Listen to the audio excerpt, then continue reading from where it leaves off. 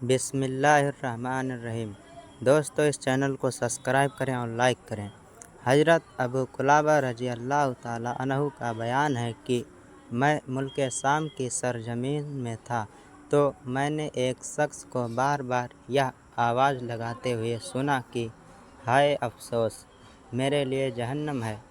میں اٹھ کر اس کے پاس گیا تو یہ دیکھ کر حیران ہو گیا کہ اس شخص کے دونوں ہاتھ اور پاؤں کٹے ہوئے ہیں اور وہ دونوں آنکھوں سے اندھا ہے اور اپنے چہرے کے بل زمین پر اوندھا پڑا ہوا بار بار لگاتار یہی کہہ رہا ہے کہ ہائے افسوس، میرے لیے جہنم ہے۔ یہ منظر دیکھ کر مجھ سے رہا نہ گیا اور میں نے اس سے پوچھا کہ اے شخص، تیرا کیا حال ہے اور کیوں اور کس بنا پر تجھے اپنے جہنمی ہونے کا یقین ہے؟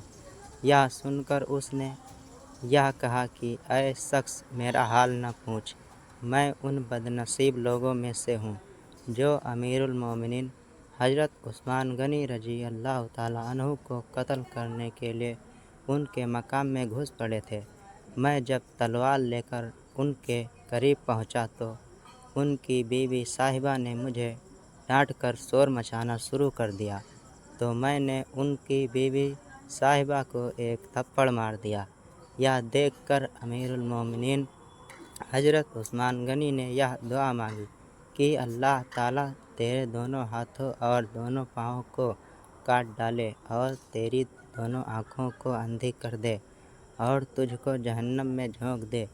اے شخص، میں امیر المومنین کے پرجلال چہرے کو دیکھ کر اور ان کی اس خطرناک دعا کو سن کر کانپ اٹھا اور میرے بدن کا ایک ایک رونگٹا کھڑا ہو گیا اور میں خوف و دہشت سے کانپتے ہوئے وہاں سے بھاگ نکلا۔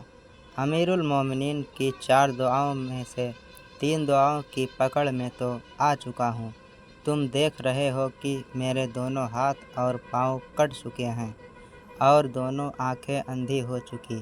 اب صرف چوتھی دعا یعنی میرا جہنم میں داخل ہونا باقی رہ گیا ہے اور مجھے یقین ہے کہ یہ معاملہ بھی یقیناً ہو کر رہے گا۔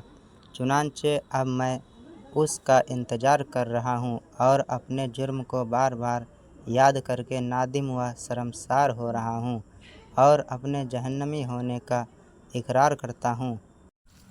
ازالۃ الخفا، مقصد 2، صفحہ نمبر 227۔